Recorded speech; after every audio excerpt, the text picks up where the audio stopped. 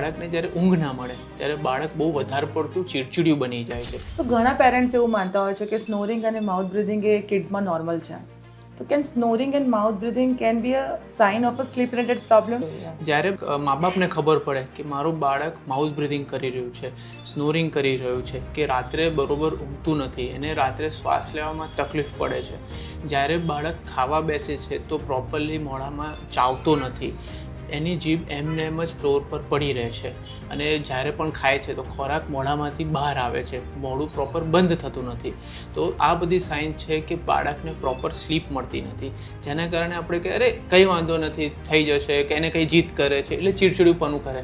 આ બધું જ વસ્તુ reflect towards the lack of sleep. બાળકને પ્રોપર ઊંઘ ના મળે એના કારણે બાળક આ બધી વસ્તુઓ આપણને પાછળ દેખાય. Okay, that's perfect. So as per your clinical experience, which are the warning signs that parents should never ignore? Early સાયન્સમાં એ છે કે જ્યારે તમે બાળકને સુવાડો છો તો રાત્રે અચાનક બાળક ઉઠી જાય છે, અચાનક રડવા લાગે છે, મોઢું ખુલ્લું રાખીને સૂવે છે, મોઢામાંથી લાળ પડે છે, જ્યારે બાળકને તમે જમાડો છો, કોડિયો મૂકી રાખે છે, પ્રોપર જમતો નથી, એના કારણે શું થાય, કોડિયો મોઢામાંથી બહાર આવી જાય, પ્રોપર ગળવામાં તકલીફ પડી જાય, અને એના કારણે બાળકની જે ક્વોલિટી ઓફ લાઈફ છે એ આખી ખરાબ થઈ જાય છે, જેના ઇનડાયરેક્ટ અસર મા બાપના મેન્ટલ હેલ્થ પર પણ થાય છે. My self doctor Akshar Nayak, I am a speech and swallowing therapist and also I am a proud SSFC parent.